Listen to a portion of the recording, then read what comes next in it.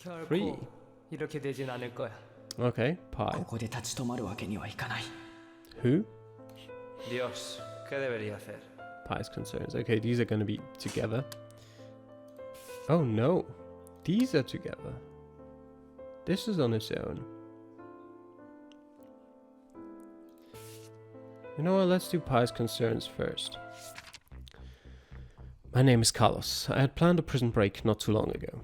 Besides me, Pi and Hotaru were also involved in the plan. They were both inmates in Hong Kong Central Prison, just like me. On that night, we overcame lots of obstacles and broke into the monitor room on the basement floor. We were so close to freedom. The room had a skylight window with 2 layers. The inside layer was a sliding glass window to keep the dirt out, and on top of that was a window grate to protect the glass. Underneath the window there was a small ledge that was barely large enough for one person to lie upon. When the weather was nice, the guards would open the glass window for ventilation. That must be why the ledge was covered with dirt. Hotaru slid the glass window open, pushed the grate and climbed out. I was about to follow him, but he turned around, dropped the grate and stepped on it. What was going on? I was suddenly reminded of what Pi had told me in private. That little shorty is a sneaky bastard. I don't like him at all. When I first heard him say that, all I could think about was, yeah, you're one to talk. I figured he only disliked Hotaru for the same reason that he disliked people like Kai. But now I realized he might have had a point. Hotaru, should we trust him? I would not be surprised if he betrayed us right this moment. I laid down on the ledge. Through the glass I could see another dark figure joining Hotaru, but I couldn't tell who that was. It probably was a prison guard. No other people would be in the yard at this hour of the day. Hotaru was talking to the person. Even though there was only a grate between us, they were speaking so quietly that I still couldn't hear what they were saying. Shouldn't the guard be suspicious about Hotaru being there? Or maybe Hotaru was close enough to him that he would just let him go? Or maybe Hotaru had planned this all along? The dark figure moved a little. He unzipped his pants and let out a deep breath. Damn it! A stream of foul-smelling yellow water suddenly rained upon my head through the grate. And it kept going. What the hell was that? Why would anyone pee in public like this? I finally couldn't tolerate the smell anymore and let out a cough. The guard noticed me. 2 minutes later, surrounded by a dozen prison guards, I was pulled up to the ground through the window. I finally saw the face of the other man. It was Morgan. After our escape failed, we were all sent to solitary cells. I only learned later that Morgan was a drug addict. It was pure coincidence for us to run into him on that fateful night. Morgan had been out walking that night, high as a kite. He didn't even realize that Hotaru was trying to escape when he saw him. It was me who ruined the whole thing. If I could have kept quiet, we might still have been able to make it. Lord, would I have to spend the rest of my life in prison? Carlos. Alright. Oh no, that was the connection. What? Oh, is it all 3 of them that are connected? My name is written as Tachibana Hotaru on my passport. Oh, that's it. But most people only know me as Hotaru, as it was also my moniker. It had been written in hiragana and hung over the door of my room in the Okiya. The geisha Okiya, located at Shinjuku 4 Chome in Tokyo, was where I grew up. On a moonless night, I, still a newborn baby, had been left at the back door of the Okiya. I was wrapped in a piece of plain white cloth, and there was a glass jar with fireflies in it next to me. The faint blinking lights of the fireflies, Hotaru, had grabbed the attention of a sister that was coming back late. That was also how I got my name. Since then, the sisters in the Okiya had become my family. And that day, July 9th, became my birthday. Okay, Hotaru has the same birthday as me. That's interesting. I had shown a talent for dancing and performing since I was very young. The mama of the Okiya wanted to send me away to a kabuki school, but I didn't want to leave the Okiya. After some arguments and compromises, I became a male geisha. It was not something particularly uncommon in the past, but in contemporary Japan it was almost unheard of. Still, rules were made by people. For a long time, a paper fan, a kimono, a shamisen, and my family were the entirety of my world. Until I met the savior of my life. It was a stormy evening. Kizumi Kai was holding a banquet at our place, welcoming some guests who had come all the way from China. Menacing bodyguards in black suits were everywhere, from the gates to the backyard. A lot of them had a suspicious bulge on their waists. I was told those were concealed guns. Kizumi Kai was both a stakeholder in and the protector of our Okiya. It was also the most powerful gang in the Shinjuku area. The Okia had prepared many performances for this night. No mistakes would be allowed. The opening act was Plum Blossom Creek, a dance that I had performed numerous times before. However, on that night I had caught a little cold. I wasn't feeling too well. With the atmosphere feeling so tense in the room, I was so nervous that I accidentally flung the fan out of my hand in the middle of the dance. The fan hit the head of a guest. It then fell into the boiling beef pot in front of him. The entire room became deadly silent, but a young Chinese boy sitting at the corner of the table burst out laughing. Kizumikai's men were outraged. I immediately dropped to my knees and begged for forgiveness. I was trembling from head to toe, too scared to even look up. One of them had already released the safety on his gun when the laughing young man said something. I couldn't understand what he had said, but it must have been something nice. He became the savior of my life. Our story had a fairy tale beginning, but we didn't get to have the best ending. 2 years ago, he died. I only heard about it later by accident from some other customers. They also said that it had been a suicide. It couldn't be possible. I began to regret a lot of things. It was always him who would come to Japan to visit me, but I had never gone to Hong Kong to visit him. We could only meet 2 or 3 times a year, and only for a few days each time. He would never tell me in advance, so every time was always a surprise. Sometimes I would fantasize about it when he was not with me. I would think to myself, maybe he was in Japan and maybe he would suddenly appear in front of me. The last time he came to see me, I was on a trip to Tottori with the sisters, so we missed each other. But I never would have thought that it would be my last chance to ever see him. He killed himself while I was away. I couldn't let him die like this. Against the objections from my sisters, I packed up all of my belongings and savings and came to Hong Kong. I finally managed to find his housekeeper who had always looked after him. The housekeeper accompanied him to Japan a couple of times. We had met a few times and I knew I could trust him. He told me that he had never believed that his young master would have committed suicide. He knew somebody who wanted the young master dead, but he didn't have enough proof. The Lin family was a huge clan that had grown to have too many factions and infighting. If you wanted someone gone, you either made sure you had sufficient evidence against him or you killed them. Was that somebody responsible? To find out the truth, I needed more information and more money. After spending some time on the street looking for clues, I had an idea. I bribed a few cops to arrest me for something I made up, just so that I could be sent to Hong Kong Central Prison.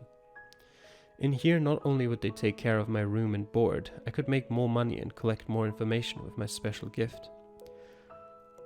Everyone in the prison had their own value to me. Some of them were worth a few $100 that I could win off them in a bet. Others might have power and connections that could help me get closer to the truth. The drunk and barely coherent prison guard who was standing in front of me right this moment fell into the latter group. His name was Morgan. Were we not just together? Did you already miss me, sweet baby? He was supposed to be doing the roll call tonight, so I'd gotten him drunk earlier, hoping he would be sleeping it off. Who knew that he would be out wandering, doing drugs again? His deeply sedated brain was probably making him unable to think anymore. Nevertheless, him being here was still a problem for us. I had to be calm. I pulled my cap lower. Care for a drink? Hold on 1 second. Morgan unzipped his pants and started doing his thing without even turning away. Oh no. Oh god. I heard someone cough under the window. Carlos, you idiot. We were so screwed. I shouldn't have agreed to help that idiot escape. I had been in cell 28 for a long time. At first it was just me. Soon I found a hole under the bottom bunk bed, which was big enough for one person to escape. Perhaps somebody else had tried to escape from here, but for some reason he had to abort, therefore leaving the hole behind like this, and without being discovered by the guards. I thought it was a blessing from the gods, gifting me with an exit strategy like this. Once I had enough money, I could just disappear without a trace. I had never revealed this secret to anyone else. Never would I have imagined that my plan would be ruined by someone like Carlos. I didn't know that he would want to switch me out of his cell after winning the card game. I had no choice but to tell him the truth. One thing led to another, and it ended up being a prison break involving 3 people. Damn it, I shouldn't have told him. I should have just made up some other excuse. Hotaru. And Final Fantasy. My name is Pi. It's not my real name, but everyone kept calling me that, so I decided to take it. Sometimes I wondered if God and fortune had abandoned me, but I knew that there were many, many people in this world who might be as unfortunate as me, or even more so. I was determined to look for them, approach them, and seek out the culprit who had turned their lives into living nightmares. I would never be a god, but I was a deliverer of God's punishment. Evil deserved to be punished, and the unfortunate deserved to be salvaged. As for the sin of revenge, let me be the sole bearer of its wrath. However, I had begun to gradually realize that the evil in these humans was almost like bacteria or a virus. They could be everywhere. They could dwell in a dark, humid, disgusting back alley, or a loud and ecstatic pub, or a joyful and innocent elementary school. I could still remember the lust in that PE teacher's eyes when he had mentioned his students. It was sickening, it was stomach-turning. Even though I kept eliminating them one after another, I always ended up running into the next foul bastard hiding in another evasive corner of the city. I finally came to one conclusion after my activities had been published in the papers. Instead of tracking them down one by one, a more effective way was to deter them with fear. The last target I had on the outside had been an unemployed young man who I had accidentally run into on the street. Jimmy! I picked up the newspaper that he had dropped, and there was a story about someone molesting young children on it. That someone was him. It grabbed my attention, so I decided to follow him for a while. As it turned out, he was clearly not a pedophile. The article was just gossip that had to have been planted by someone who had wanted to slander him. Still, I figured if I left my smiley face signature next to this pedophilic young man, as the press called him, it would become another viral story in the media for sure. And then the real perverts would certainly think twice before committing any more atrocities. Maybe they would even be scared shitless and wouldn't even dare go outside. My logic was impeccable. But my luck wasn't, and things didn't turn out the way I had planned. Life in prison wasn't so bad. There were plenty of evil men who had received a much less serious sentence than what they deserved. Occasionally I would send a couple of them to hell in the name of justice.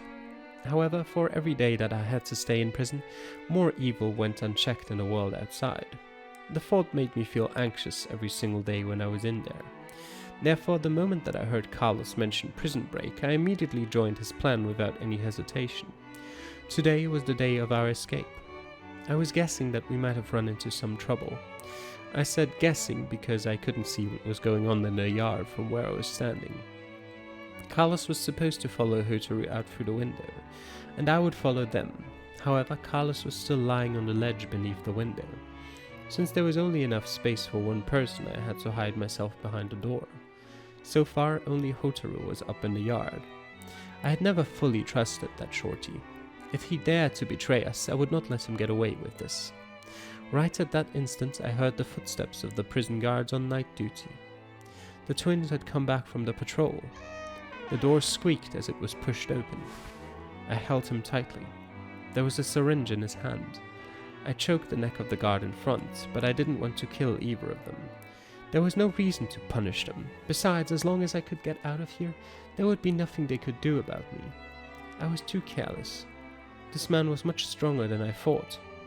When my chokehold just barely loosened up for an instant, he reached his arm backwards and stabbed me in the neck with the syringe in his hand. It somehow felt familiar to me. Only this time it wasn't poison in the syringe, but a strong hallucinogen. Everything before my eyes suddenly began to look bent and twisted. All the shapes were tangled together, and then untangled, and restructured again, and they morphed into emptiness. There was only me left, standing in the center of a dark vacuum. A man emerged from the dark. He walked towards me and stopped in front of me, looking down at me coldly. He had oily dark hair and a round belly. He was carrying an empty beer bottle. He could barely stand. "Where is your mother? Did you go to Alex's again?" I felt something familiar yet strange growing in my heart. But who was this person? My splitting headache started up again as if someone was squeezing my brain. I kept enduring the pain in my head and pulled out an imaginary gun. I pointed it at the oily-haired man and pulled the trigger.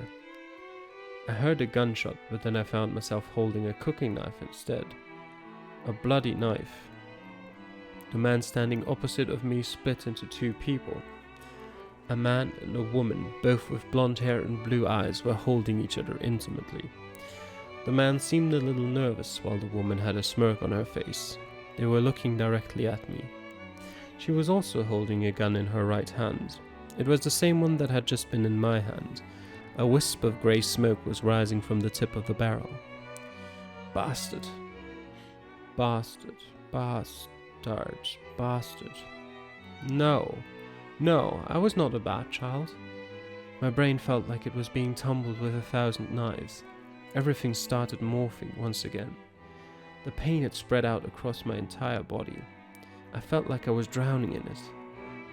I couldn't distinguish the boundary between reality and hallucination at all anymore. Who on earth were they? Help me. Help. Pie. Okay. Alright, at least there's not too many options. Okay.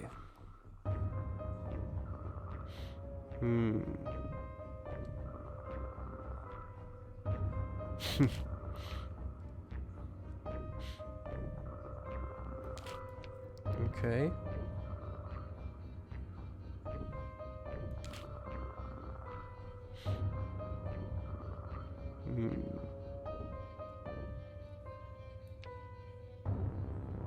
Oh. This was what I wanted. No, this wasn't what I wanted. This was what I wanted. Let's try that. Actually. You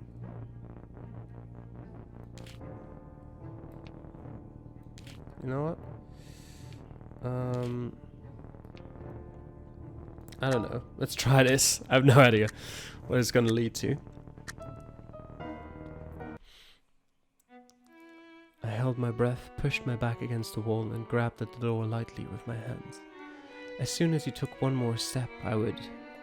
But the man stopped, and then I heard the sound of liquid dropping down on the ground, and I saw a stream of something yellow through a crack in the door. It was painting a peculiar map on the ground, set to the guards whistling. This prison was a place that was filled with all kinds of perversion and the twisted mentality of society. Some of the guards here eventually developed some nasty habits as coping mechanisms to relieve some of their stress. Sometimes literally. The foul smell from the map was making me dizzy. My mind was trying its best to control myself at this crucial moment, but my body betrayed me and I simply could not stand the disgusting sight that I had just witnessed. I threw up. The undigested dinner was now mixed with the yellow puddle on the ground, turning it into a newer, bigger map. It also ended our prison break. A syringe fell out of his hand. It went through the grate and somehow jabbed right into my shoulder. I felt a chill spreading from the needle to my entire body. I closed my eyes and opened them again. I was lying in a clean but strange house. Alicia was sitting by my bed, looking at me and caressing my hair, just like she used to do. I had not seen her for 9 years. She still looked so beautiful, so young. Alicia, I miss you. Even though I knew it wasn't real, I still couldn't control myself from calling out to her.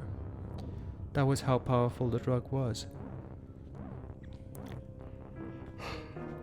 When I came to my senses once again, I was lying in the medical room of the prison. I finally realized that the plan had failed.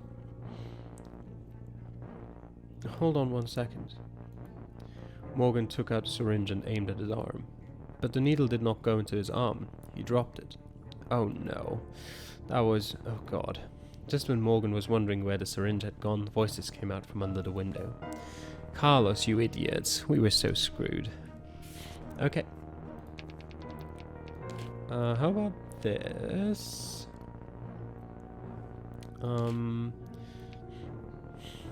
don't know.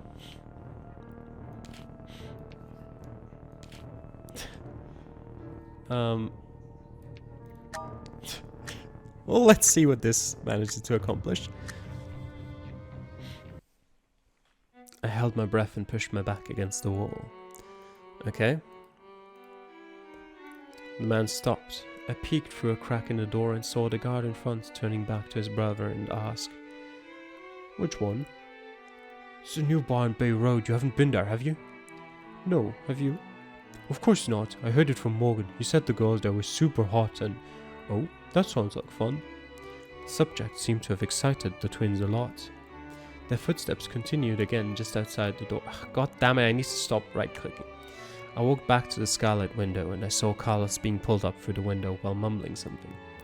There were also many more people outside. The plan ended up being a total failure. A syringe fell out of his hand. It went through the grate and somehow jabbed right into my shoulder. Okay.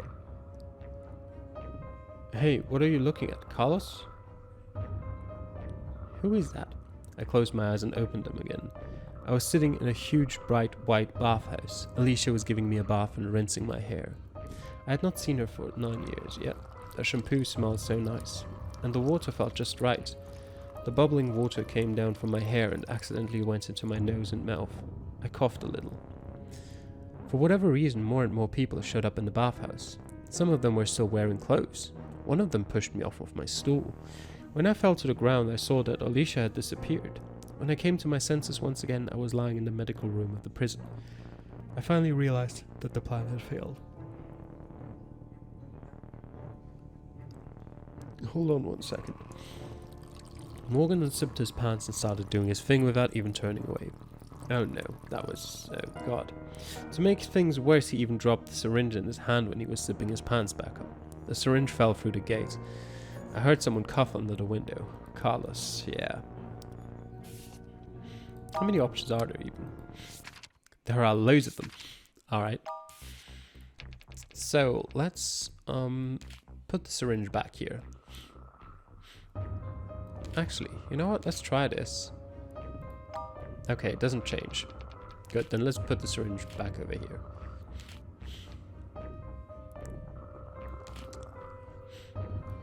You know what? Why not do that? Okay, that only changes these two. I saw the figure put an arm around Hotaru's shoulder and say something to him. However, I couldn't hear anything as he was too quiet. Right at that moment, I heard gunshots coming from the door of the monitor room. Oh. Let's go. Oh, that was Hotaru. Let's go. I pulled him closer to me and led him to a dark corner. This way Morgan would not notice the other two people climbing out of the window. Besides, I had one last request before leaving. The photo that you showed me earlier, can I see it again? He stared blankly at me. It took him a while to understand what I was referring to. He put his hand inside his jacket. Then a gunshot came from the monitor room. It wasn't loud, but Morgan had clearly heard it. What the hell were those two doing down there? We were so screwed. Okay, so I think that was good for these two, but this just is bad. Okay, that doesn't change anything. Let me try and switch those up. No, it doesn't do much. Really doesn't do much at all. Okay.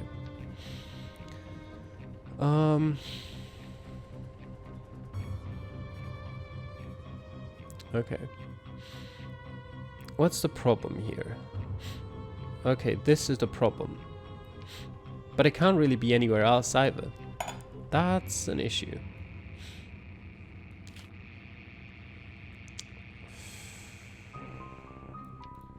What about this?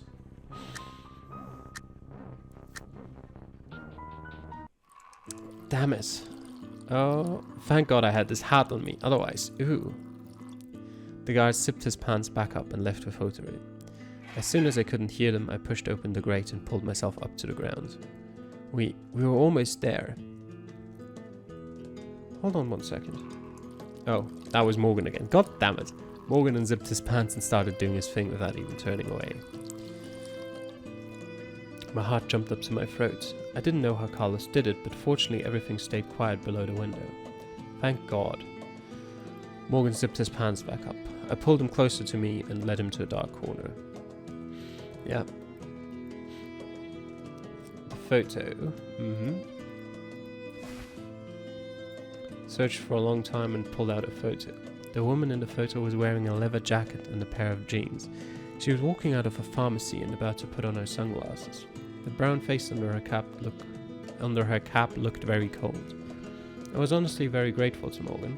He had helped me a lot, including finding out the itinerary of my dear friend's last trip to Japan and who he had met and been with during the trip. That was how he found this woman. Oh.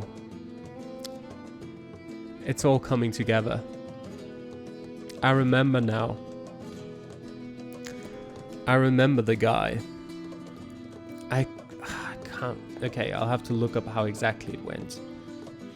I figured she was just an assassin, and the person that the housekeeper had mentioned must have paid her. I swore I wouldn't let either of them get away. You want more of me, don't you? If so, give me a kiss. I was good. Half a month ago, Carlos confessed to me that the reason he wanted to escape was to find his sister. He even showed me a picture of her. I just wanted to confirm that it was the same person in both photos, and now I was 100% certain. Morgan grabbed my shoulders. The smell of alcohol and other odors were getting stronger and stronger, enough that it was making me sick. His tall body was leaning towards me, closer and closer. Then he fell to the ground with a thud. I saw a dagger in his back. The blade had sunk deep into his body where his heart was. Pi crouched down and wiped off the blood on his hands with Morgan's clothes, all while having a disgusted expression on his face. Well, we shouldn't stay here for too long. Follow me. Carlos... Oh, that was Carlos. Can never tell who's speaking. Carlos ran towards the storage room in the corner of the yard. He had hidden some tools there to get over the walls. I looked at Morgan one last time before I followed. The photo was still stuck firmly in his hand. I didn't need it anymore. I would never forget that face. I held my breath, pushed my back against the wall and grabbed at the door lightly with my hands. As soon as he took one more step, I would... Okay. Yep. They're talking about the new bar.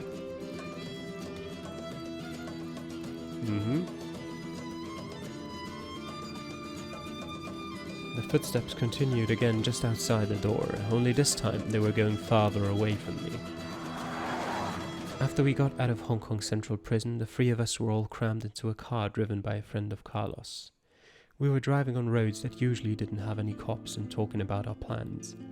Carlos intended to stay in Hong Kong. He had told me a long time ago that he was only escaping to go and look for his sister. Hotaru was still playing with his phone and he said that he was going to stay too. I thought about it for a while and finally decided to leave Hong Kong. If I had to guess, the news of me breaking out of prison would soon be broadcast to the entire island. I could imagine the lovely expressions on those evil people who thought they had escaped my judgment when they heard the news of my going to prison. I'd planted the seed of fear in them and they would no longer require any extra care from me. The darkness inside humans' hearts would make sure that it kept growing and blossoming. What I needed to do was to plant more seeds all around this vast world. So I got out of the car somewhere near the port. My dear friends, farewell. With the sound of a ship's horn booming between the clouds and the ocean, I climbed up onto a cargo ship that was about to set off on its voyage. She would be taking me to my next destination. I hoped that I would have more new and interesting encounters in a new and exciting world. Okay. Oh, he looks quite pretty. Hotaru does. Was that the end of Pi's story? Yes. Okay. No. Where was... let me just check. Was it before? Or was it after?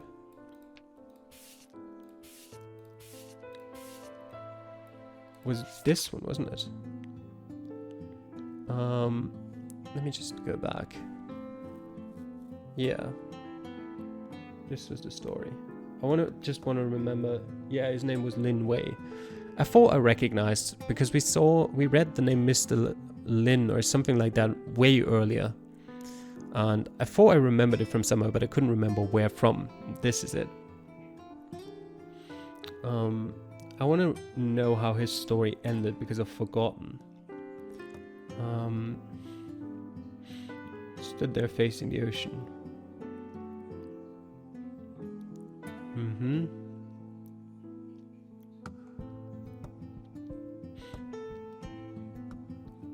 He unbuttoned his shirt and revealed the numerous horrifying scars on his body. Mm-hmm.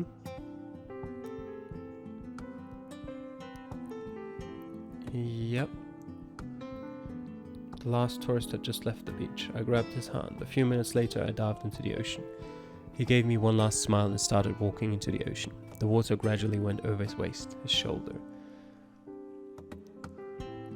Okay.